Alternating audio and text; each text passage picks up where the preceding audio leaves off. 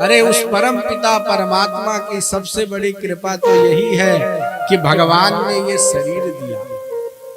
दुर्लभो मानुषो देहो देहि नाम क्षण भंगुरः तत्रापि दुर्लभम मन्ये वैकुंठ प्रिय दर्शनम। है उन परम पिता परमात्मा की कृपा की अनुभूति तो ये शरीर प्रथम प्रमाण है कि मानव देह हमको प्राप्त हुआ, और फिर मानव देह प्राप्त करके अगर वो परमात्मा की कृपा से, किसी महापुरुष की दया से, साधु की संग से अगर भगवान सत्संग की प्राप्ति करवा रहे हैं तो बताओ इससे बड़ी क्या मेहरबानी वो परमात्मा करेगा।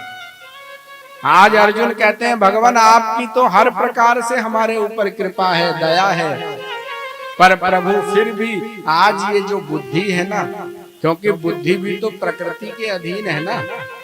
8 प्रकार की जो प्रकृति है, भूमि रापो नलो वायु खम मनो बुद्धिरेव च अहंकार इति यम्मे भिन्ना प्रकृति अष्टधा। 8 प्रकार की प्रकृति में बुद्धि भी एक है, तो बुद्धि प्रकृति के अधीन है, प्रकृति से बाहर तो है नहीं। और जो भी प्रकृति के अधीन है वो कभी भी खराब हो सकता है। अब जरूरी थोड़ी आपने 1 करोड़ की कोई बढ़िया BMW गाड़ी ली है तो वो बीच में रास्ते में कहीं खराब ना हो।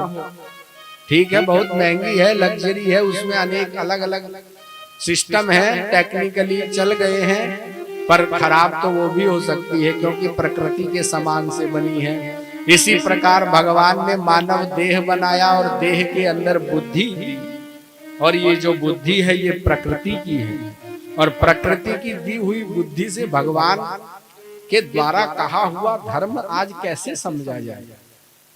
आजकल लोग करते हैं धर्म की व्याख्या, देखो वो कहता है ये धर्म है, वो धर्म है। हमारे ऋषियों से पूछा गया तो ऋषियों ने तो हाथ जोड़ दिया। ऋषियों ने कहा नवै विदुः ऋषयो नापि देवाः धर्मस्य तत्वम्। धर्म का तत्व तो निहित गुफा के अंदर छुपा हुआ है। हम तो हाथ जोड़ते हैं क्योंकि बड़े बड़े कवि मनीषी ऋषि मुनि देव गंधर्व किन्नर देवता कोई भी धर्म के तत्व को नहीं समझ पाए। आज भगवान जिस गीता की चर्चा कर रहे हैं उस गीता के तो प्रथम श्लोक में शब्द ही धर्म है, तो कैसे इस धर्ममयी वाणी को आज अर्जुन समझ जाते। अर्जुन झुक गए और प्रपन्न हो गए आज भगवान के चरणों में। हे भगवान शिष्यस्ते हम साधिमाम त्वाम प्रपन्नम।